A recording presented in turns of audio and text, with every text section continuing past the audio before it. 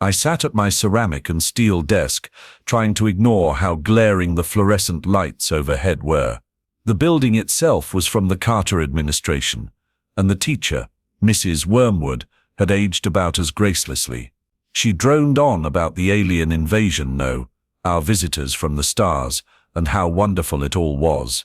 In the distance, I could see an alien cargo ship and a flight of combat patrols passing each other, as if celebrating their victory more than a year since the last of our government, one of the last to do so, had officially thrown in the towel and decided to capitulate. The still summer colors and green leaves on the trees were a sharp reminder that we should have been in summer vacation, but among the many other sins that people quietly grumbled about whenever they thought no one could hear, had been that summer vacation had been consigned to the dustbin of history.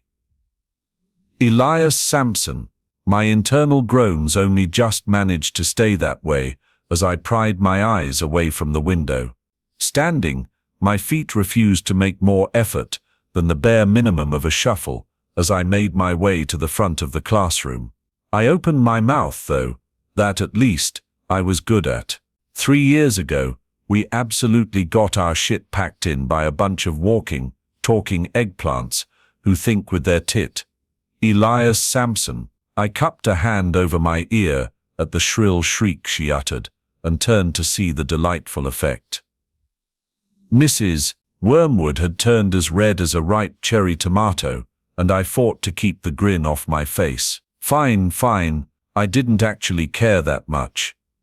How could I? What bothered me more was the sense of absolute certainty around the subject, that this wasn't what had happened, when the truth was abundantly obvious. A perspective I was now being forced to repeat, or else go to detention, even if I knew that what I was supposed to say wasn't a perfectly accurate picture and had inadequacies. 3 years ago, I paused, sensing the room stiffen in expectation, to see if I'd double down. The Shilvati Empire came to Earth to introduce us to existence beyond and show us the way to peace, I said in a bored monotone, dragging the words out. Show us the way to pieces by knocking out our communications and infrastructure before beating into oblivion any semblance of an army we managed to pull together after the initial bombardments. Very Romanesque. Not that I minded too badly, but if we were covering the Pax Romana and antebellum period of America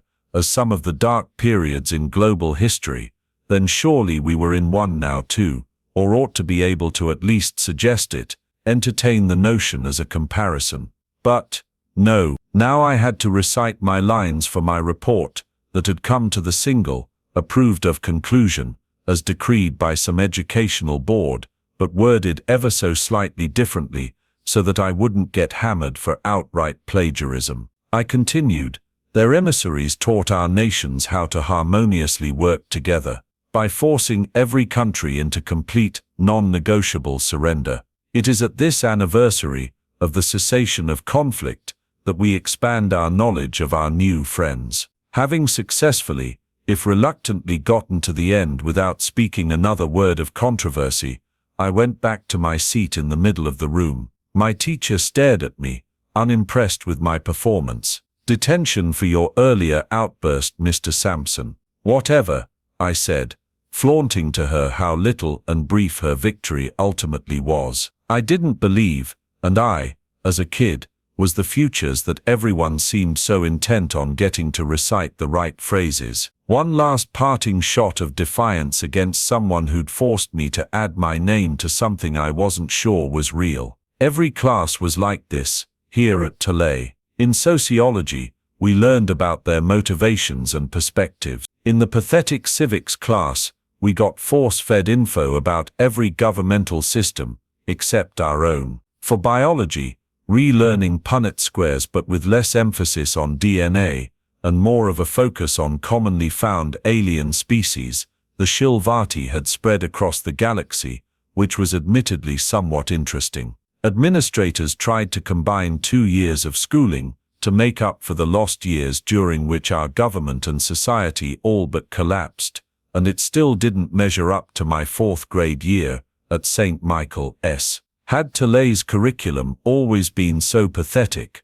Can I go to the bathroom? I asked in English. Mrs. Wormwood stared at me.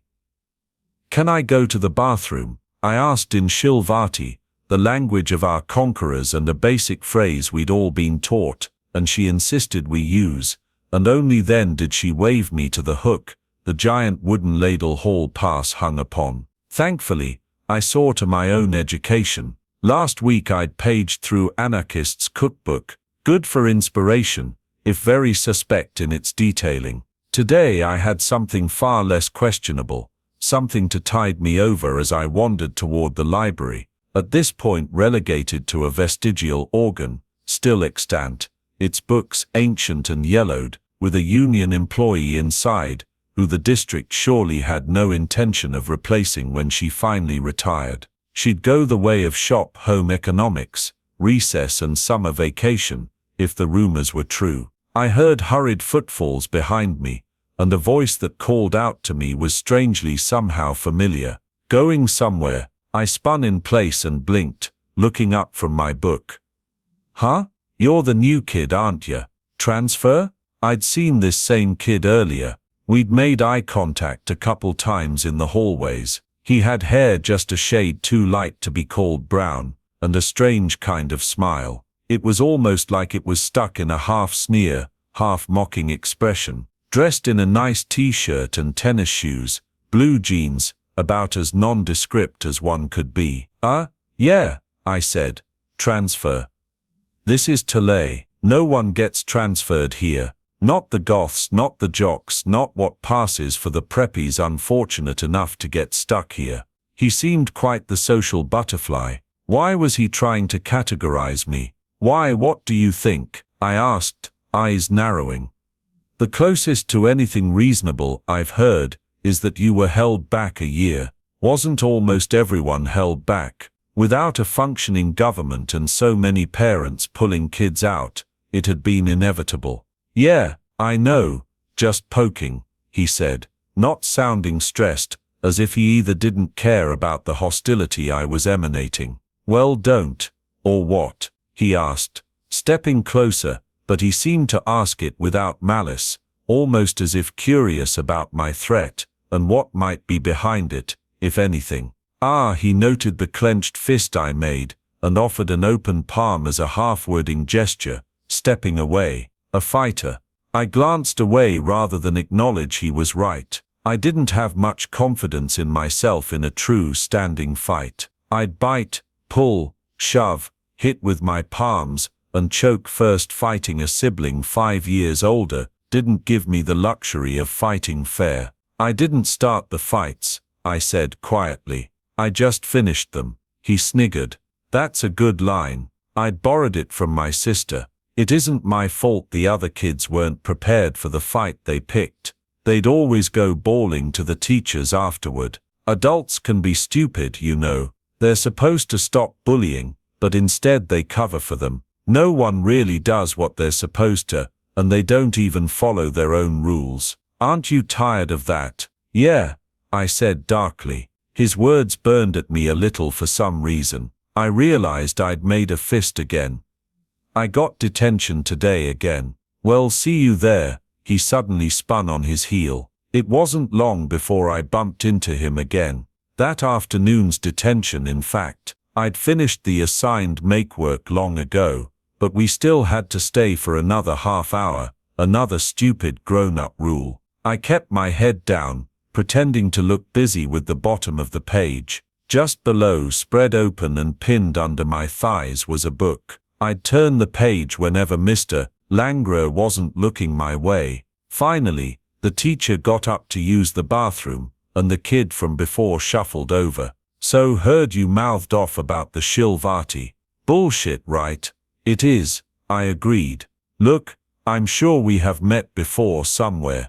You don't remember me? He tried. No? We used to build forts in elementary, take turns trying to rip each other's down. Oh right, stick fights. The clay like mud could be slapped onto boards and sticks and other junk to make adobe from the local stream, before the school caught on what we'd been getting up to in the woods. returning sporting fresh bruises, dirty hands, wearing ruined clothes and giant grins. After that, they'd cleared the entire forest, brambles and all, paved over the creek, and put up a Playmobil-looking playground that no one liked, and told everyone they weren't allowed out of the recess monitor's sight. I wasn't doing well with this. He'd already introduced himself to me before. Vaughn, he supplied. Right. Then he leaned in and started speaking quietly. Anyways, about today and all you said. It sounds to me like you really hate those aliens. Yeah, I admitted. I hated the lying, endless lies, endless fawning over them, like we hadn't had months of terror, shortages, and couldn't even offer any kind of alternative view to their occupation. He kept staring straight at me, and it was a particular kind of stare.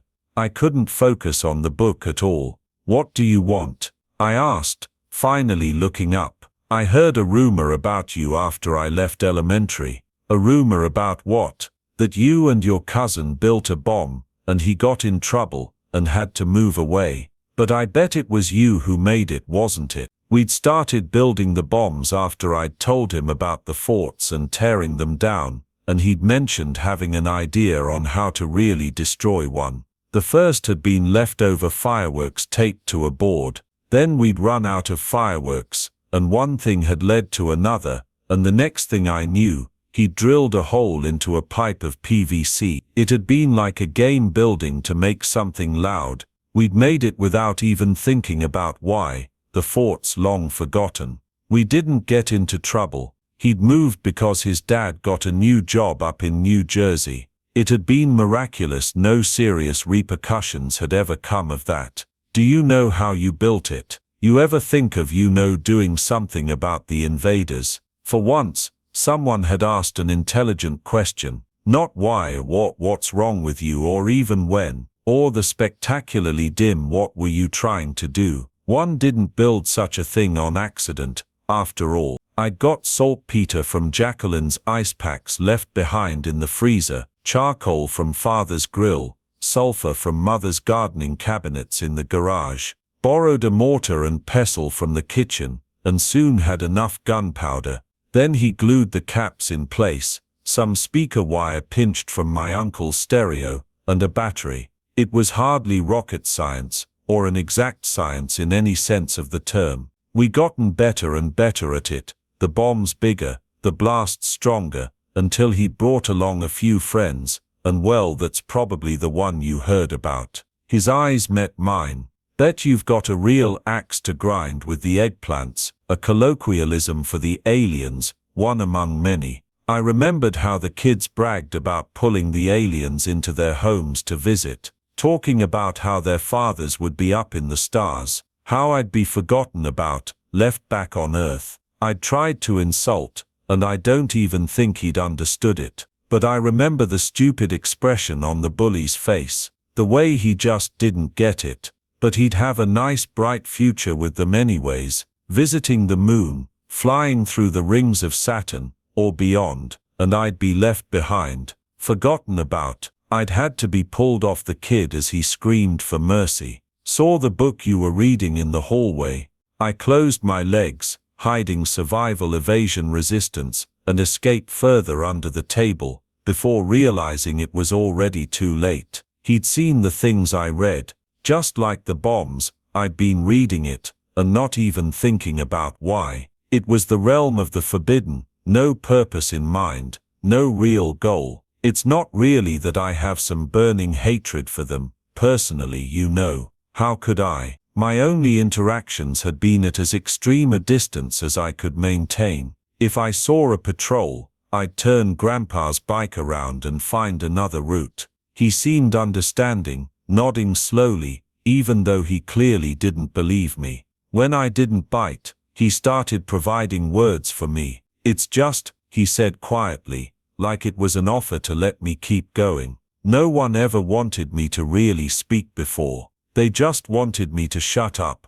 most of the time. I couldn't fool Vaughn, it seemed. It's just I can't lay claim to the more typical reasons why the subject bothers me. I didn't really know anyone who died in the invasion. Vaughn bobbed his head along. Yeah, me neither. What about the shortages? Is that what about them got to you? Oh no, our family's not poor, you know. We had enough to buy fuel, and never missed a meal. Yeah, figured, he said, and then eyed the hem of my old hand-me-down shirt, before re-establishing that eye contact. For just the briefest moments, I thought I saw something behind those eyes, that expression. So there's no real beef. You just built bombs, read anarchists' cookbook, Sierra, some of the more real manuals, and what lash out in class, and there's nothing else going on up there. No one had listened to me before, not the principal, not my parents, not even Dr. Harriet, no one.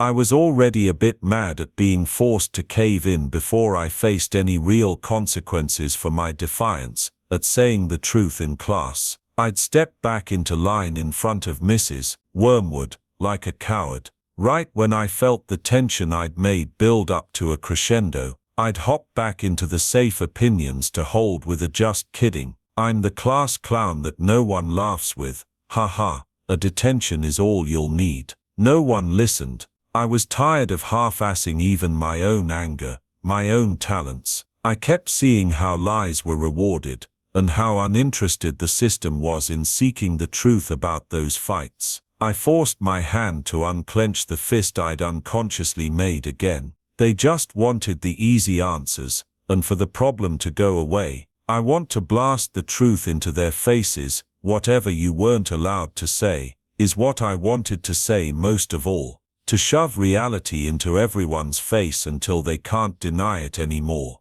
I want to get my revenge. I felt my blood boiling up, and Vaughn seemed almost happy to see it. My feelings weren't being dismissed anymore, or treated like they were a problem. It felt good. He sat up, checking for the teacher. Well, you're not gonna find much truth here. If any real learning ever happened inside the walls of this place, it must be by accident. Whether it had always been this way, or just since our government had capitulated, wasn't quite so clear to me, though it did bear investigation. The old 80s linoleum floor had been polished and waxed, but it was made of the same kind of timeless, unbreakable stuff that could last another 100. If it weren't for the Omni pads, I was sure we'd still be using the hardback paper textbooks. How'd you get sent here? He shot me a mischievous grin, and instantly I felt a part of whatever little conspiracy he was looping me into. Oh, you know Home EC. I blinked. Right, yeah, honestly, I thought it was supposed to be about budgeting when I heard the name home economics. Such a dumb euphemism. I think he agreed. At least he wasn't telling me to shut up. Anyways, after I took it home, I pulled the head off and poured jam in it. Then during class, I took the kitchen knife and stabbed the baby doll they gave me so it leaked out. Totally worth the 3 detentions. I got a right about the sanctity of life and the importance of a father caring for his children. He snorted. I stared in horror and he just laughed, until I let go of my expression. I had to be rational here. He'd stabbed a doll.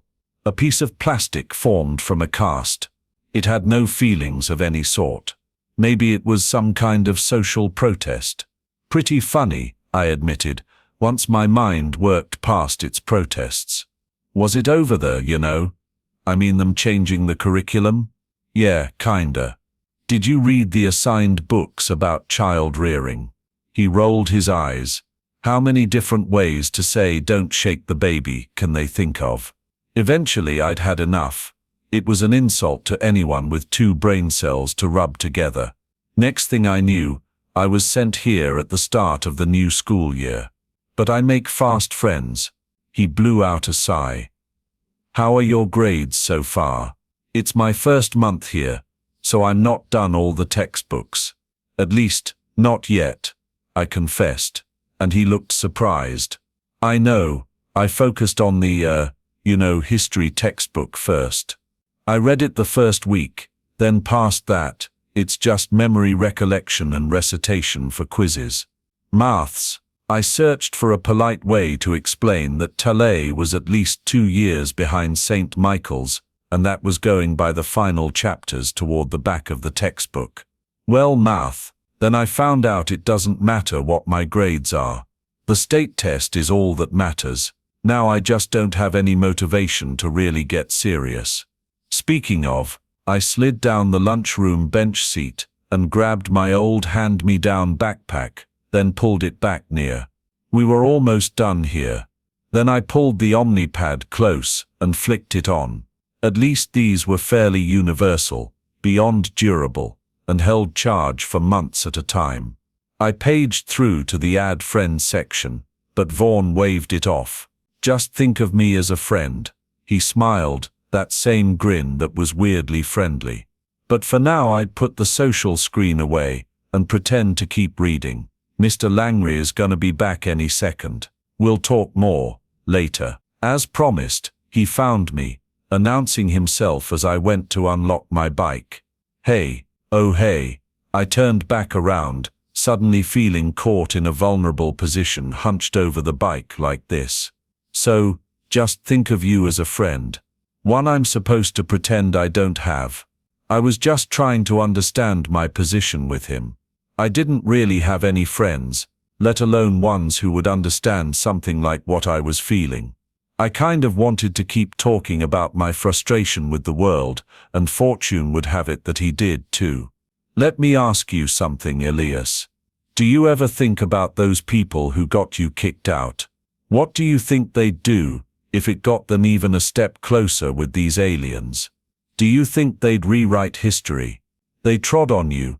They'll do it to your precious books that you're always reading and have always got your nose stuck into. Yeah, the anger was boiling immediately again. It felt good. It felt like he got it. You'll both be gone soon if you let them walk all over you. Do you hear me? I said. Books, like the one you're reading. Gone. He slapped it out of my hand. It ricocheted off the brick wall of the staircase, and I snapped at him, shoving him against the side wall of the stairs as all the pent-up rage in me from being stuck here superheated. But he just laughed, not even fighting back, both hands raised. I shook my head and slowly let him down. He wasn't my enemy. I felt the rage, like some part of me had just gone flying across the school's front lawn with the old yellowed, pulpy pages. Talk to me. You want to make them pay, don't you? For sticking you in this hole. They think they've won, that they've put me away, never to be seen again, and that they can forget about me. I finally growled. They're going to get filthy rich off the aliens coming here and killing us all off. Leverage off selling off every bit of what makes me who I am, pounding flat the parts that they can't. And I've had enough of that. There it is. I knew there was a glint in those eyes. You're not despairing, not like all these other losers who accept they've lost everything. Not everything, not yet. There's still the truth. You think Mrs. Wormwood, all the people like her give a shit about getting actual facts right, or do you think she'd toss you in a pit, clap her hands to be rid of the troublesome kid, and go back up to getting kids to recite lies for the nice pretty alien ladies all day? I knew the answer. No, she wouldn't think twice. No one would. The aliens were the root cause of it all though, weren't they? My mind was racing now. What options did we have? When the aliens had invaded, satellites were knocked out of orbit, wiping out most communications. Orbital bombardments on military institutions followed. When it came back up, we saw the grim sight of the army's resistance being brutally crushed down. There weren't many pitched battles, and of those, none that ever went in humanity's favor. Ours was one of the last governments to do so, and even then some of the states had put up some token resistance, until some bureaucrat far enough down the line saw the writing on the wall, and signed the unconditional surrender. The reforms he was talking about had started following quickly, many people, like my mother, even cheering them on. My mind raced. Surely I wasn't thinking of us picking a fight with all that, right? Perhaps he sensed my sudden hesitation, my fear. Look, You don't have to fight this alone. We all know where having no friends got you. It landed you here, after all. Just think about it, and when you're ready, sit with me at lunch tomorrow. Think about what you want to do. The next day, the first periods flew by in a blur until lunch. I mentally reviewed everything about the Shilvati Empire that I knew, from leaked army field report memos, videos of the conflicts, and hearsay I remembered overhearing. The Shilvati Empire's ground troops' heavy armor could shrug off even large rifle rounds, and the return fire from even an infantryman's rifle could reputedly shred through a tank. Not that such engagements were the norm. Typically, a band of soldiers would get desperately called up and scraped together into a hastily assembled unit to replace the last one, and they'd be bombed out from their new position. In Maryland, any still resisting survivors were dutifully mopped up without the slightest bit of mercy or attempts at negotiation. Delaware, thankfully, hadn't fared quite so badly after its initial bombardment. Here they'd accepted the surrenders and set up a base, defending against all attacks. They'd let us come to terms with the situation in our own time before slowly rolling out the patrols. It helped their base was right next to the state capital, and that our tiny borderline insignificant state's capitulation was probably a low priority. I swallowed my lunch in a single bite, looking at Vaughn's dead serious expression as he sat across from me. Got your phone or Omnipad? Obviously not. Left them in my locker, I answered.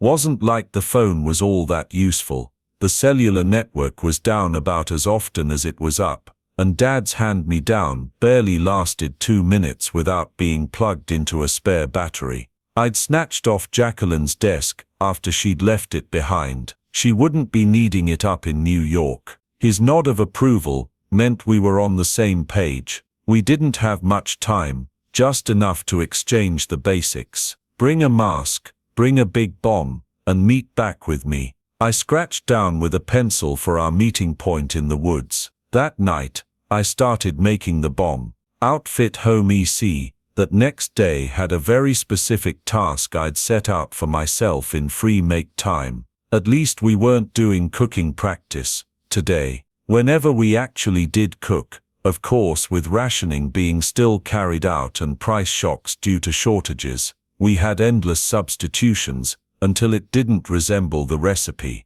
At least I could make my own ingredients out of last night's prep work. An old paintball mask I'd found in the woods, along the path near St. Michael's Say, old brittle plastic, nothing fancy, but with a neat skull cast, and shaded plastic lenses. That, and a hoodie would have to work. I'd need to make it more than it was. I glanced up at Miss Tara, who was busy staring at the collage of the fancy dresses, trying to demonstrate how one of the boys hadn't coordinated the colors snipped from the pages of an old magazine for the class assignment. I glanced at the clock and cursed inwardly. I didn't have long to finish. I had just barely enough time to try and stitch the Velcro to the hoodie's outer edge. It wasn't great, as outfits went, but it'd protect my identity a bit, and the loose, worn-out, baggy appearance would aid me for once. I finished just as the bell rang, and I stuffed the outfit right into my backpack. During what should have been the most terrifying, adrenaline-pumping moment, my mind was thinking of the distant past, of back when my cousin and I had built that really big bomb, the one that he'd brought his friends to. "Are you ready?" my cousin had nervously asked, meeting my wide eyes. I'd just given him a slow nod. I remember pressing the detonator's trigger for our homemade explosive, and the eerie silence that followed. We'd exchanged a worried look. Neither of us had planned for what to do if the bomb didn't detonate. No backup plan. I'd given the line a quick tug, and pressed again on the detonator, made from a model rocket kit, and then an ear-splitting crack as the pipe bomb exploded, and sent dried dirt, pieces of bamboo plyboard, and PVC pipe scattering. Holy shit! My cousin had a way with words that were perfectly appropriate to the situation, if not quite highbrow manners. The reason that particular memory started playing through my mind was because now, 5 years and a day later, I was holding the exact same style of detonator my cousin and I had used to build those bombs, and with no greater a backup plan. Vaughn had forded across the low tide of the river, carrying the bomb itself carefully, and put it at the empty highway's middle lane, then came back to stand behind me on the shore to keep watch. The explosive itself had been carried out to the middle of the largely empty highway. The cable was stretched as far as it could go, leaving me standing in the muck, and Vaughn himself stood keeping a lookout. I now found myself with a moment to reflect on the insanity of what we were doing, and doubt crept in like a virus. Somehow, I'd gotten so caught up in the doing and action of making the bomb that I hadn't self-reflected on it until now, the quiet before the storm, so to speak. My one and only friend in the world, Vaughn, was relying on what I'd built and done years before, and demanding to know if I was in or out. By the time I'd had time to think about it, I was in too deep to back out, scared of what I had to do, and even more scared of what would happen if I didn't. I'd gone along with him, gone along with this plan. I'd been scared to be alone again. I hadn't had any friends at St. Michael's say, and I'd gotten booted down the ladder. How far would I continue to fall if I didn't stick by someone who had put a little risk into me? "They're coming, I see it," he shouted. A few seconds later, it came into view, a wheeled vehicle rumbling along on thick-treaded tires and small circular viewports along the sides, with its smoothly curved armor meeting at hard angles, almost bulbous like a witch's wart in some regards. I forced myself to not close my eyes as I pressed the detonator, and the vehicle disappeared into the smoke. The plan started looking pretty bad, because from the dust cloud emerged 8 dazed 7-foot-tall purple-skinned space marines of the Shilvati Empire, wearing their strangely curvaceous armor, and aside from the way they staggered about drunkenly, none of them looking otherwise any worse for wear. I suppose now that they were in front of me, it was a good time to describe my first in-person, up-close viewing of our new alien overlords. The warriors were tall and lean, ropey taut and trained muscles contained inside an almost paradoxically extremely female form by our standards. They wore dense molded armor over a mesh akin to spandex, which only served to enhance their already impressive, certainly feminine forms. Their skin was colored light purple, courtesy of their cyanoglobin or blue blood, and flowing dark hair fell from the helmet's bottom seam. However, if these Titan-like Amazonians were made of power and grace, contained only by the armored plate over the spandex-like bulletproof mesh, then their leader was like a grizzled mother bear. The sergeant before them would cut an almost tragic picture if it wasn't for her pose as a fighter. Less armored than the others, those bits of exposed flesh had the same ropey muscles as the soldiers, but her skin was covered in numerous scars and lesions, and she stood slightly more hunched than the others. Her rank demarcated by a series of golden stripes running from collarbone to the top of her shoulder, was hardly necessary to indicate she was in charge by how the others all looked to her for orders. As I stood there slack-jawed, the sergeant pointed at me, and immediately those few who weren't clutching their helmets turned toward me. When they saw me, frozen in place on the opposite bank holding the detonator in my hand, a few of them started to raise their rifles. These were box-shaped dealers of death and destruction that stood in stark design contrast to their sleek armored silhouettes. I didn't stick around to find out what our unwelcome alien guests decided they'd do to a pair of kids who just tried to employ the occupants' insides as paint with which to redecorate the interior of their vehicle. I ran for my life before they could show me exactly what those rifles could do to redecorate the river with whatever was left of me. I clutched the detonator for dear life, knowing it had my fingerprints still on it, and my legs churned, trying to catch up to Vaughn. As impressive as I thought my bomb had been, I was given yet a sharp reminder of the sheer power of our enemies right after we made it past the tree line.